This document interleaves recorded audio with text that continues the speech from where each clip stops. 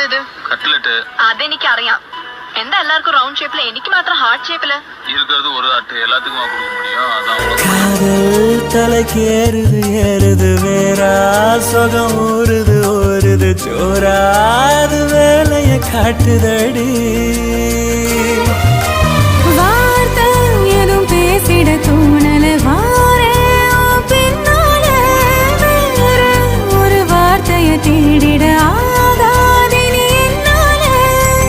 மொத்த சன்மம் ஒஞ்சு போச்ச ஒத்த பார்வையில.